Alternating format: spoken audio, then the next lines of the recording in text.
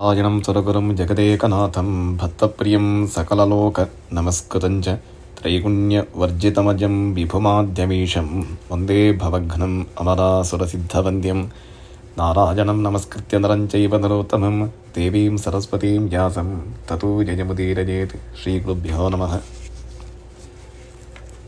ಭಗವಂತನ 59ನೆಯ ಹೆಸರು ಪ್ರತರ್ದನ ಅಂತ.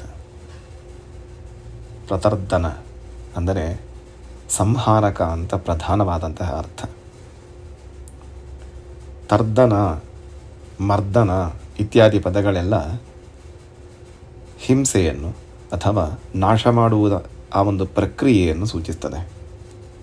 ಭಗವಂತ ಪ್ರಕೃಷ್ಟವಾಗಿ ತರ್ದನ ಮಾಡುವವನು. ಯಾವುದೆಲ್ಲ ಅನಗತ್ಯ, ದುಷ್ಟ ಅಥವಾ ಸಜ್ಜನರಿಗೆ ತೊಂದರೆ ಕೊಡುವಂತಹ ವ್ಯವಸ್ಥೆಗಳಿದೆಯೋ ಅದನ್ನೆಲ್ಲವನ್ನು ನಾಶ ಮಾಡುವವನು ಅಂತ ಅರ್ಥ.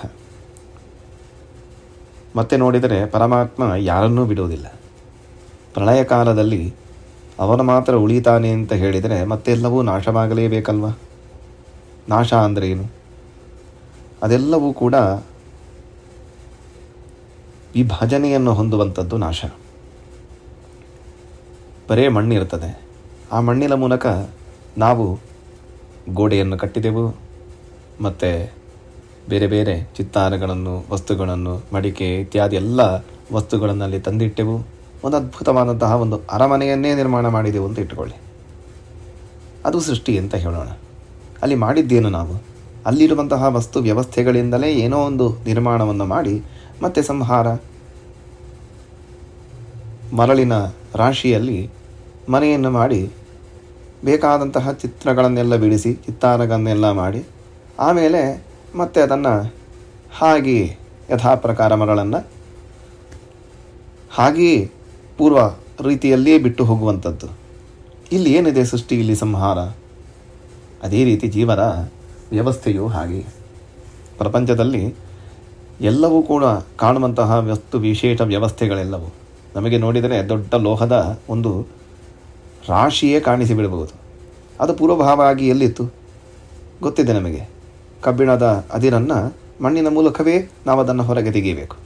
ಮಣ್ಣಿನ ಜೊತೆಗೆ ಮಿಶ್ರಣವಾಗಿರುತ್ತದೆ. ಅದನ್ನು ಸಪರೇಟಾಗಿ ಮಾಡಿದ್ದಕ್ಕೆ ನಮಗೆ ಒಂದು ದೊಡ್ಡ ಪ್ರಮಾಣದಲ್ಲಿ ಕಬ್ಬಿಣವೋ, ಚಿನ್ನವೋ, ಬೆಳ್ಳಿಯೋ, ತಾಮ್ರವೋ ಏನೇನೋ ವಿಭಾಗಗಳು ಸಿಕ್ಕಿತು. ಮತ್ತು ಪ್ರಳಯ ಕಾಲದಲ್ಲಿ ಅದೆಲ್ಲವೂ ಕೂಡ ಆ ಭೂಮಿಯ ಜೊತೆಗೆ ಸೇರಿಕೊಂಡು ಬಿಡ್ತದೆ ಅಂತ. ಹೀಗೆ ಸೃಷ್ಟಿ, ಸ್ಥಿತಿ ಇತ್ಯಾದಿಗಳ ವ್ಯವಸ್ಥೆಯೇ ಒಂದು ವಿಚಿತ್ರ. ಇಲ್ಲಿ ಪರಮಾತ್ಮ ಸಂಹಾರಕ ಅಂತ ಹೇಳಿದರೆ ಏನು? ಯಾರು ದುಷ್ಟರು, ನಾವು ನಮ್ಮ ಮನೆಯಲ್ಲಿಯೋ ಅಥವಾ ನಮ್ಮ ಮನೆಯ ಸುತ್ತಮುತ್ತಲೋ ಏನಾದರೂ ಒಂದು ದುಷ್ಟಶಕ್ತಿಗಳು ಬಂದು ಸೇರಿದರೆ, ನಿಮಗೆ ಜೇನುನೊಣ ಗೊತ್ತಿರಬಹುದು. ಜೇನುಹುಳ ಸಾಮಾನ್ಯವಾಗಿ ನಮಗೇನು ತೊಂದರೆ ಮಾಡುವುದಿಲ್ಲ. ಯಾವುದೋ ಒಂದು ಮರದಲ್ಲಿಯೋ ಎಲ್ಲೋ ಒಂದು ಕಡೆ ಮನೆ ಮಾಡಿರ್ತಾರೆ. ನಾವು ಕೂಡ ಕೃತಕವಾಗಿ ಅದಕ್ಕೆ ಗೂಡನ್ನು ಮಾಡಿ ನಾವು ಅದನ್ನು ರಕ್ಷಿಸುವಂತಹ ಪ್ರಯತ್ನವನ್ನು ಮಾಡ್ತೇವೆ. ಅದರಲ್ಲಿ ಒಂದು ವಿಚಿತ್ರ ತಾಮಸವಾದಂತಹ ಒಂದು ಪ್ರಭೇದ ಇದೆ. ಅದು ಸಾಮಾನ್ಯವಾದಂತಹ ಜೇನುಹುಳ ಅಲ್ಲ, ಮತ್ತು ಜೇನುವನ್ನು ಉತ್ಪತ್ತಿ ಮಾಡುವಂಥದ್ದು ಅಲ್ಲ. ಅದು ಅತ್ಯಂತ ಭಯಾನಕ. ನಿಮಗೆ ಗೊತ್ತಿರ್ಬೋದು ಕೆಲವರಿಗೆ. ಅದು ಎಲ್ಲಿಯಾದರೂ ಮನೆಯ ಹತ್ತಿರ ಬಂದು ಇತ್ತು ಅಂತ ಹೇಳಿದರೆ ಅದರ ಒಂದು ಹುಳ ನಮಗೆ ಕಚ್ಚಿದರೂ ಸಾಕು, ಅಂತಹ ಅನಾಹುತವೇ ಆಗಿಬಿಡ್ಬೋದು. ಅದರ ಒಂದು 10 ಬಂದು ನಮಗೆ ಆಕ್ರಮಣ ಮಾಡಿದರೆ ಪ್ರಾಣಾಪಾಯವೇ ಉಂಟಾಗಬಹುದು. ಅಂತಹ ಒಂದು ದುಷ್ಟ ಆ ಒಂದು ಪ್ರಭೇದಗಳು ಮನೆಯ ಹತ್ತಿರ ಬಂದು ಕೂತರೆ ಏನು ಮಾಡಬೇಕು ನಾವು? ಅದನ್ನು ಓಡಿಸಲೇಬೇಕಾಗ್ತದೆ. ಹಾಗೆ ಅತ್ಯಂತ ವಿಷಕರವಾದಂತಹ ಒಂದು ಭಯಾನಕ ಹಾವು ಅಥವಾ ಏನಾದರೂ ಅಂತಹ ಒಂದು ವ್ಯವಸ್ಥೆಗಳು ಬಂದಾಗ ನಾವು ಬದುಕಬೇಕಲ್ಲ, ಅದಕ್ಕೋಸ್ಕರ ಅವುಗಳನ್ನು ಓಡಿಸಲೇಬೇಕಾಗ್ತದೆ. ಕೆಲವು ಸಂದರ್ಭಗಳಲ್ಲಿ ಅವುಗಳ ಸಂಹಾರವನ್ನೂ ಮಾಡಬೇಕಾಗ್ತದೆ. ಹಾಗಾಗಿ ಈ ಸಂಹಾರ ಕರ್ತೃತ್ವ ಅನ್ನುವಂಥದ್ದು ಅಥವಾ ನಾಶ ಮಾಡುವಿಕೆ ಅನ್ನುವಂಥದ್ದು ಬದುಕಲಿಕ್ಕೆ ಬೇಕಾದಂತಹ ಅಗತ್ಯವೂ ಆಗಿದೆ. ಕೆಲವೊಂದನ್ನು ನಾವು ಮುಂದೆ ನಿಂತು ಮಾಡಲಿಕ್ಕೆ ಸಾಧ್ಯ ಆಗ್ತದೆ. ಕೆಲವೊಂದು ಅಪಾರ ಪ್ರಮಾಣದಲ್ಲಿ ಈಗ ಶತ್ರುಗಳ ಆಕ್ರಮಣ ಆಯಿತು ನಮ್ಮ ದೇಶಕ್ಕೆ ಅಂತ ಹೇಳಿದಾಗ ಒಬ್ಬಿಬ್ಬರಿಂದ ಏನು ಮಾಡಲಿಕ್ಕೆ ಸಾಧ್ಯ? ಅಥವಾ ಅತ್ಯಂತ ಈಗ ನಾವು ರಾಮಾಯಣದಲ್ಲಿ, ಮಹಾಭಾರತದಲ್ಲಿ ಕಾಣುವಂತಹ ಅನೇಕ ಕಥೆಗಳಲ್ಲಿಯೂ ಕೂಡ ಹಾಗೆ ಕೃಷ್ಣನೇ ಅವತಾರ ಎತ್ತಿ ಬಂದ ಮೇಲೆ ಅಂತಹ ದುಷ್ಟ ಸಂಹಾರಗಳೆಲ್ಲ ಆಯಿತು. ಜಾತಕಂಸ ಪದಾರ್ಥಾಯ ಅಂತ ಹೇಳುವಾಗ ಭೂಭಾರ ಹರಣಾಯಚ ಅಂತ ಹೇಳಿ ಅವನನ್ನು ಸ್ತೋತ್ರ ಮಾಡ್ತೇವೆ. ಸಜ್ಜನರಿಗೆ ತೊಂದರೆ ಕೊಡುವಂತಹ ದುಷ್ಟಶಕ್ತಿಗಳ ಸಂಹಾರಕ್ಕೋಸ್ಕರ ಒಂದು ಅಪರಿಮಿತವಾದಂತಹ, ಅಪೂರ್ವವಾದಂತಹ, ಅದ್ಭುತವಾದಂತಹ, ಅಸಾಮಾನ್ಯವಾದಂತಹ ಒಂದು ಶಕ್ತಿಯೇ ಬೇಕಾಗ್ತದೆ. ಅಂತಹ ಪ್ರತರ್ಧನ ನಾವೆಲ್ಲ ಎಷ್ಟು ಪ್ರಯತ್ನ ಮಾಡಿದರೂ ಕೂಡ ಸಂಪೂರ್ಣ ನಾಶ ಮಾಡಲಿಕ್ಕೆ ನಮ್ಮಿಂದ ಆಗೋದಿಲ್ಲ. ಮನೆಯ ಸುತ್ತಮುತ್ತ ಏನು ಇಲಿ ಬರ್ತಾ ಇದೆ, ಇರುವೆ ಬರ್ತಾ ಇದೆ, ಜಿರಳೆ ಬರ್ತಾ ಇದೆ ಅಂತ ಹೇಳಿ ನಾವು ಬಂದದ್ದನ್ನು ಓಡಿಸಿ ಬಿಡ್ತೇವೆ. ಆದರೆ ಮತ್ತೆ ಮತ್ತೆ ಬರುವುದನ್ನು ನಿಲ್ಲಿಸಲಿಕ್ಕೆ ನಮ್ಮಿಂದ ಸಾಧ್ಯ ಆಗುತ್ತಾ? ಸಮೂಲವಾಗಿ ಅದನ್ನು ನಾಶ ಮಾಡಬೇಕು ಅಂತ ಇದ್ದರೆ ಒಂದು ಅಸಾಧಾರಣವಾದಂತಹ ಶಕ್ತಿಯೇ ಬೇಕಾಗ್ತದೆ. ಹಾಗಾಗಿ ನಮ್ಮ ಗ್ರಹಚಾರ ಬಾಧೆಗಳಿಗೆ ನಾವು ತಾತ್ಕಾಲಿಕವಾದಂತಹ ಪರಿಹಾರಗಳನ್ನು ಕಂಡುಕೊಳ್ಳಬಹುದು, ಅಥವಾ ಅನ್ಯ ವ್ಯಕ್ತಿಗಳು, ಅನ್ಯ ದೇವತೆಗಳು, ಅನ್ಯ ಪ್ರಾರ್ಥನೆಗಳ ಮೂಲಕವೋ ಟೆಂಪರರಿ ರಿಲೀಫ್ ಅನ್ನುವಂಥದ್ದನ್ನು ನಾವು ಪಡೆಯಬಹುದು. ಶಾಶ್ವತವಾಗಿ ನಾಶ ಮಾಡಬೇಕು ಅಂತ ಇದ್ದರೆ ಪ್ರಕೃಷ್ಟವಾದಂತಹ ತರ್ಧನ ಶಕ್ತಿ ಇರುವವನು ಪರಮಾತ್ಮನೇ ಬೇಕಾಗ್ತದೆ. ಅದಕ್ಕೋಸ್ಕರ ಅವನನ್ನು ಪ್ರತರ್ಧನ ಅಂತ ಹೇಳಿ ಸ್ತೋತ್ರ ಮಾಡಬೇಕಂತೆ. ಈ ರೀತಿಯಾಗಿ ಅವನಿಗೆ ಅದು ದೋಷ ಅಲ್ಲ.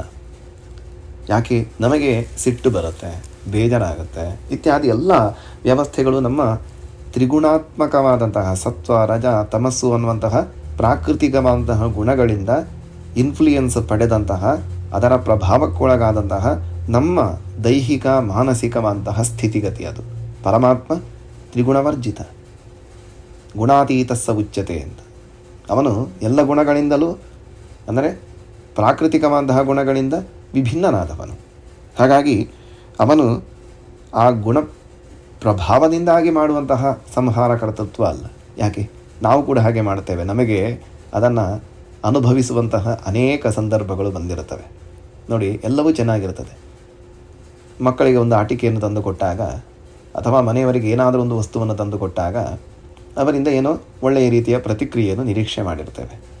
ಅವರು ಸರಿಯಾಗಿ ಪ್ರತಿಕ್ರಿಯೆ ಮಾಡಲಿಲ್ಲ, ಅಥವಾ ನಮಗೆ ಬೇಸರ ಅಥವಾ ದುಃಖ ಅಥವಾ ಸಿಟ್ಟು ಬರುವ ಹಾಗೆ ಏನಾದರೂ ಒಂದು ವರ್ತನೆಯನ್ನು ತೋರಿಸುವುದು ಅಂತ ಹೇಳಿದಾಗ ನಾವು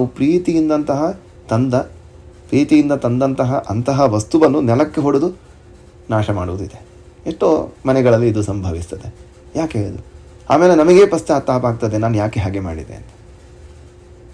ಅಂದರೆ ಆ ಕ್ಷಣಕ್ಕೆ ನಮ್ಮಲ್ಲಿ ಆ ಪ್ರಾಕೃತಿಕವಾದಂತಹ ತಮೋಗುಣ ಅನ್ನುವಂಥದ್ದು ಬಾಧಿಸಿತ್ತು, ಆವರಿಸಿತ್ತು.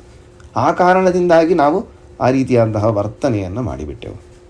ಆದರೆ ದೇವರಿಗಾಗುವಾಗ ಅಂತಹ ಒಂದು ಪ್ರಭಾವದಿಂದ ಆಗುವಂತಹ ನಾಶಾದಿ ಪ್ರಕ್ರಿಯೆಗಳಲ್ಲ. ಅವನು ಸಂಪೂರ್ಣವಾದಂತಹ ಗುಣಗಳಿಂದ ಕೂಡಿದವನು. ಯಾವ ಕಾರಣಕ್ಕೂ ಅವನಿಗೆ ಕ್ರೋಧ, ದ್ವೇಷ, ಮತ್ಸರ ಇತ್ಯಾದಿ ಯಾವುದೇ ನಮ್ಮಂತಹ ದೋಷಗಳು, ಲೋಪಗಳು ಅಥವಾ ಅಂತಹ ದುರ್ಗುಣಗಳು ಇಲ್ಲ. ಈ ರೀತಿಯಾಗಿ ಪರಮಾತ್ಮ ಎಲ್ಲ ಕಾಲದಲ್ಲಿಯೂ, ಉದಾಹರಣೆಗೆ ಅವನ ಸಂಹಾರ ಕರ್ತೃತ್ವ ವಿಶೇಷವಾಗಿ ಎದ್ದು ಕಾಣುವಂಥದ್ದು, ಉಗ್ರರೂಪವಾಗಿ ನಮಗೆ ಗಮನಿಸಲಿಕ್ಕೆ ಆಗುವಂಥದ್ದು ನರಸಿಂಹಾವತಾರದಲ್ಲಿ. ದೊಡ್ಡ ಪ್ರಮಾಣದ ಅಸುರ ಸಂಹಾರವನ್ನು ಮಾಡಿದಾಗ ಅವನಿಗೆ ಯಾವ ಆಯಾಸವೂ ಇಲ್ಲ, ಯಾವ ಕಷ್ಟವೂ ಇಲ್ಲ, ಯಾವ ತೊಂದರೆಯೂ ಇಲ್ಲ. ಮತ್ತು ಜೀವರಿಗೆ ಪ್ರಳಯ ಕಾಲದಲ್ಲಿ ಅವರವರ ದೇಹಾವಸಾನ ಆಗಬೇಕು, ಅವರವರ ಶರೀರ ನಾಶ ಆಗಬೇಕು ಅನ್ನುವಂತಹ ಸಂಹಾರ ಪ್ರಕ್ರಿಯೆ ಮಾಡುವಾಗ ಅವನು ಯಾವುದೇ ದ್ವೇಷದಿಂದ ಮಾಡುವುದಲ್ಲ. ಅವರಿಗೆ ಈ ಸಂಸಾರದಿಂದ ವಿಮೋಚನೆ ಆಗಬೇಕು ಅಂತ ಇದ್ದರೆ ಅವರಿಗೆ ಆ ಪ್ರಮಾಣದ ಒಂದು, ಈಗ ನೋಡಿ, ಮಗು ಹುಟ್ಟಿತು ಅಂತ ಹೇಳಿದಾಗ ತಾಯಿಗೆ ಸಂತೋಷವೋ ದುಃಖವೋ ಹೇಳಿ, ಆ ದುಃಖದ ನಂತರ ಸಂತೋಷ ಬಂದೇ ಬರುತ್ತದೆ. ಅದಕ್ಕೋಸ್ಕರ ಆ ದುಃಖವನ್ನು ಸಹಿಸಿಕೊಳ್ಳಿಕ್ಕೂ ತಾಯಿ ತಯಾರಾಗಿದ್ದಾಳೆ. ಸುಖ ಪ್ರಸೂತಿಯಿಂದ ನಾವು ಹೇಳಿದರೂ ಕೂಡ ಆ ಪ್ರಸವ ವೇದನೆ ಅನ್ನುವಂಥದ್ದು ಸಹಜವೇ ಅಲ್ವಾ. ನಂತರ ಬರುವಂತಹ ಸುಖ, ಆ ಒಂದು, ಈಗ ಕೆಲವು ಮಕ್ಕಳಿಗೆ ಸ್ನಾನ ಮಾಡಿಸಬೇಕಾದರೆ ನೀರನ್ನು ಮುಟ್ಟಿದಾಗ ಚಳಿಯೋ ಏನೇನೋ ಕಾರಣದಿಂದ ಅವರಿಗೆ ಅಸಮಾಧಾನ ಆಗಬಹುದು. ಆಮೇಲೆ ಮತ್ತೆ ಅವರು ಫ್ರೆಶ್ ಆಗಿರುತ್ತಾರೆ. ಕಾಲಿಗೆ ಚುಚ್ಚಿದ ಮುಳ್ಳನ್ನು ತೆಗೆಯಬೇಕಾದರೆ ಮತ್ತೊಂದು ಸೂಜಿಯ ಮೂಲಕ ನಡೆಸುವ ಪ್ರಕ್ರಿಯೆ ಸ್ವಲ್ಪ ನೋವು ತರಬಹುದು. ಆದರೆ ನಂತರ ಅದರ ರಿಲೀಫು ಸುಖಮಯವಾಗಿರ್ತದೆ. ಈ ರೀತಿಯಾಗಿ ಜೀವನ ಎಲ್ಲ ದುಃಖಗಳನ್ನು, ಸಂಸಾರದ ಬಾಧೆಗಳನ್ನು ಕಳೆದು ಅವರಿಗೆ ಉತ್ತಮವಾದಂತಹ ಪದವಿಯನ್ನು ಕೊಡಲಿಕ್ಕೋಸ್ಕರ ಪರಮಾತ್ಮ ಅವರ ದೇಹನಾಶವನ್ನೂ ಮಾಡ್ತಾನೆ. ಹಾಗಾಗಿ ಪರಮಾತ್ಮ ಮಾಡುವಂತಹ ಈ ಒಂದು ನಾಶದ ಪ್ರಕ್ರಿಯೆ ಏನಿದೆ ಅದೆಲ್ಲವೂ ಕೂಡ ಗುಣಪೂರ್ಣವಾಗಿರುವಂಥದ್ದೇ, ದ್ವೇಷದಿಂದ ಅಲ್ಲ. ವಿಶೇಷವಾದಂತಹ ಕರುಣೆಯಿಂದ, ವಿಶೇಷವಾದಂತಹ ದಯೆಯಿಂದ ಪರಮಾತ್ಮ ಅದನ್ನೆಲ್ಲ ನಡೆಸ್ತಾನಂತೆ. ಈ ರೀತಿಯಾಗಿ ಮತ್ತೆ ಅವನು ಸ್ವತಃ ಕಾಮಕ್ರೋಧಾದಿಗಳಿಂದ ಯಾವತ್ತಿಗೂ ಬಾಧಿತನಾಗದೆ ಅವನು ಮಾಡುವಂತಹ ಈ ಎಲ್ಲ ಸಂಹಾರ ಕರ್ತೃತ್ವ ಅವನಿಗೆ ಪಾಪ ಅಂತ ಹೇಳಲಿಕ್ಕೆ ಬರುವುದಿಲ್ಲ. ನಾವೇನಾದರೂ ಸಿಟ್ಟಿನಿಂದ ಮಾಡಿದಾಗ ಅಂತಹ ನಾಶ ಪ್ರಕ್ರಿಯೆಗೆ, ಇನ್ನೊಬ್ಬರಿಗೆ ಹಿಂಸೆ ಕೊಟ್ಟದ್ದಕ್ಕೆ, ಇನ್ನೊಬ್ಬರನ್ನು ಕೊಂದದ್ದಕ್ಕೆ ನಾವು ಶಿಕ್ಷೆ ಅನುಭವಿಸಬೇಕಾಗ್ತದೆ. ಯಾಕೆ? ಯಾವ ಕಾರಣಕ್ಕೆ ಮಾಡಿದೆ ಅಂತ ಹೇಳಿದಾಗ ನಮ್ಮಲ್ಲಿ ಸಮರ್ಪಕ ಕಾರಣ ಇಲ್ಲ. ಡಾಕ್ಟರ್ ಬಂದು ಕಾಲು ಕತ್ತರಿಸಿದರೆ ಅವರಿಗೆ ಲೈಸೆನ್ಸ್ ಇದೆ. ಡಯಾಬಿಟೀಸ್ ಕಾಲು ಕತ್ತರಿಸಿದರೆ ಉಳಿಯುವುದಿಲ್ಲ ಅವನು ಅಂತ ಹೇಳಿ. ಏನು ನಾವು ಹೋಗಿ ಸುಮ್ಮನೆ ಕಾಲು ಕತ್ತರಿಸಿದರೆ ಕಾರಣ ಏನು? ಅವರ ಮೇಲೆ ದ್ವೇಷ ಅಷ್ಟೇ. ಹಾಗಾಗಿ ಅಂತಹ ಒಂದು ಪ್ರತೀಕಾರವನ್ನು ಮನಸ್ಸಿನಲ್ಲಿಟ್ಟುಕೊಂಡು ಮಾಡುವಂತಹ ಪ್ರಕ್ರಿಯೆಗೆ ಅಪರಾಧ ಅಂತ ಕರೀತಾರೆ. ಪರಮಾತ್ಮನಿಗಾಗುವಾಗ ಯಾವುದು ಅಪರಾಧ ಅಲ್ಲ. ಯಾಕೆ? ಅವನು ಯಾವುದೇ ವಿಧವಾದಂತಹ ಸ್ವಾರ್ಥದ ಕಾರಣದಿಂದ ಏನನ್ನೂ ಮಾಡಲಿಲ್ಲ, ಉಪಕಾರದ ಉದ್ದೇಶದಿಂದಲೇ ಮಾಡಿದ್ದಲ್ವ. ಹಾಗಾಗಿ ಅವನು ಪ್ರಕೃಷ್ಟವಾದಂತಹ ತರ್ದನ ಶಕ್ತಿಯುಳ್ಳವನು. ಪ್ರಕೃಷ್ಟವಾದದ್ದಂದ್ರೇನು? ಎಲ್ಲ ಕಾಲದಲ್ಲಿಯೂ ಕೂಡ ಯಾವುದೇ ದೋಷಾರೋಪಕ್ಕೆ ಒಳಗಾಗದಂತಹ ಪರಿಶುದ್ಧವಾದಂತಹ ವ್ಯಕ್ತಿತ್ವ ಪರಮಾತ್ಮನದ್ದು. ಅಂತಹ ಕಾರಣದಿಂದ ಅವನನ್ನು ಪ್ರತರ್ದನ ಅಂತ ಕರೀತಾನೆ. ಮತ್ತು ಅವನು ನೇರವಾಗಿ ಎಲ್ಲ ಸಂಹಾರಾದಿಗಳನ್ನು ಮಾಡುವುದು ಅಂತ ಅಲ್ಲ. ಸರುದ್ರೇಣ ವಿಲಾಲಜತಿ ಸೋನಸ್ಪತ್ತಿಲಜ ಏಕಃ ಏವ ಹರಿ ಪರಸ್ಪರಾನಂದ. ಪರಮಾತ್ಮ ರುದ್ರಾದಿ ದೇವತೆಗಳ ಮುಖಾಂತರವೂ ಆ ಒಂದು ಲಯಾದಿ ಕ್ರಿಯೆಗಳನ್ನು ನಡೆಸ್ತಾನಂತೆ. ಅಂದರೆ ಅವರ ಒಳಗೆ ನಿಂತು ಅವರ ಮುಖೇನ ಆ ಪ್ರಕ್ರಿಯೆಗಳನ್ನು ನಡೆಸ್ತಾನೆ.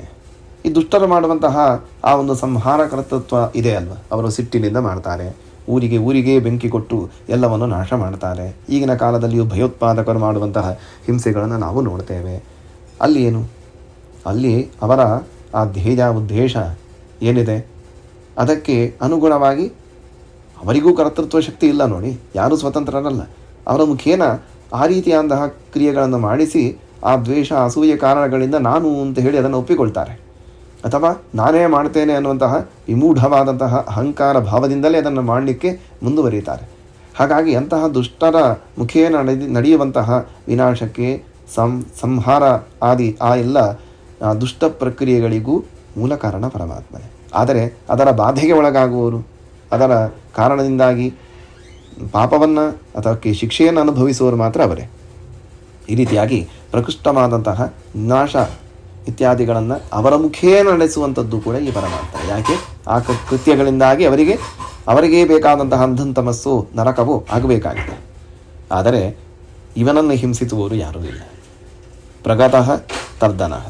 ಪರಮಾತ್ಮನಿಗೆ ಹಿಂಸೆ ಕೊಡುವವರು, ಅವನಿಗೆ ನಾಶಾದಿಗಳನ್ನು ಮಾಡುವವರು ಯಾರಿದ್ದಾರೆ ಪ್ರಪಂಚದಲ್ಲಿ? ಹಾಗಾಗಿ ಅಲ್ಲಿ ಯಾರ ದುಷ್ಟರ ಬಾಧೆಯೂ ಅವನಿಗಿಲ್ಲ, ಯಾರ ಹೆದರಿಕೆಯೂ ಅವನಿಗೆ ಇಲ್ಲ, ಯಾವ ರೀತಿಯಾದಂತಹ ವಿನಾಶವು ಯಾವ ಕಾಲದಲ್ಲಿಯೂ ಅವನಿಗಿಲ್ಲ. ಹಾಗಾಗಿ ಅವನು ಪ್ರತರ್ದನ. ಕೃಷ್ಣಾರ್ಪಣಂ.